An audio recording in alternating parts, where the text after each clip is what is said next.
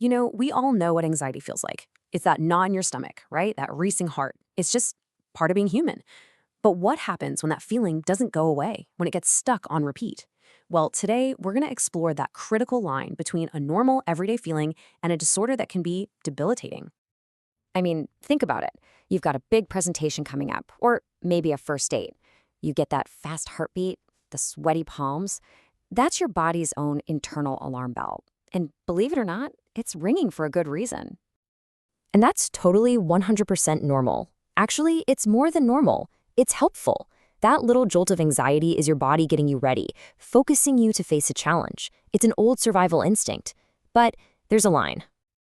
And that's the big question, isn't it? When does that useful, temporary feeling start to morph into something way more serious? Something we actually call an anxiety disorder. Okay, so the difference here is absolutely crucial. See, everyday anxiety is temporary. It's tied to a specific thing and then it fades.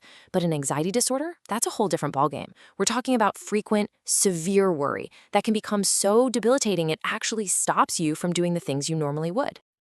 And this is not some rare thing. Just look at this number. The National Institute of Mental Health says that almost 1 in 5 adults in the US lives with an anxiety disorder. That means someone you know, a friend, a family member, a coworker, is probably navigating this right now. And that's exactly why understanding it is so important.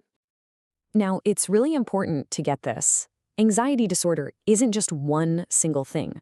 Think of it more like an umbrella term for a whole family of related but pretty distinct conditions. Each one has its own set of challenges. So first up, you've got Generalized Anxiety Disorder, or GAD. This is kind of like having your personal worry meter stuck on high all the time, for everyday stuff like work, family, health, and often for no clear reason at all. It's just this constant state of concern. Then there's OCD, which is all about a cycle of obsessions and compulsions. It starts with these really distressing, intrusive thoughts, right? And to get even a little bit of relief, a person feels driven to perform these repetitive behaviors. A classic example is an obsessive fear of germs that leads to compulsive hand washing. Next up are phobias. This is an intense, sometimes paralyzing fear of a very specific thing or situation. It could be something like arachnophobia, the fear of spiders, or something more complex like agoraphobia, which is the fear of being in situations where escape might be difficult. And rounding out our quick look, we have social anxiety disorder. This is a really powerful fear of social situations, and it's all driven by this deep, deep worry about being judged or humiliated by other people. Okay, now let's talk about something that's separate from these chronic conditions, but is something many people with anxiety disorders experience: a panic attack. And trust me, this is a whole different beast. A panic attack isn't just a spike in worry. No, it's a sudden, totally overwhelming wave of intense fear that triggers very real, very powerful physical symptoms. And these physical symptoms can be absolutely terrifying. We're talking about sweating, shaking, feeling like you can't breathe, a pounding heart. A lot of people honestly feel like they're having a heart attack. But here's the crucial part.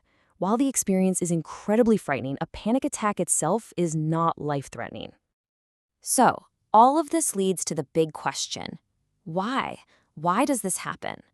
Well, the causes are really complex, and it's almost never just one single thing.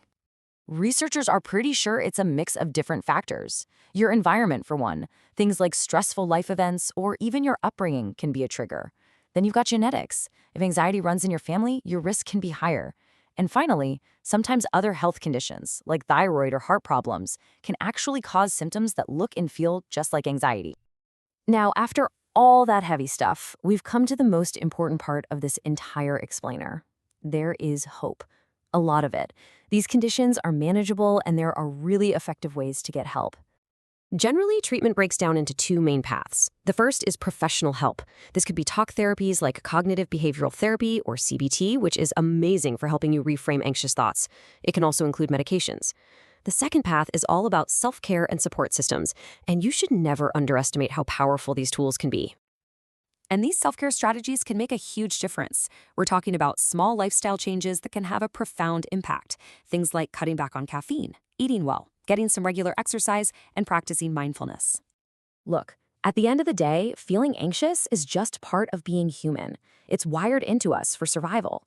The real question is knowing when that line gets crossed, recognizing when that helpful little alarm bell stops being a warning and starts running your life. Because that recognition, that's the first and most powerful step you can take to get back in control.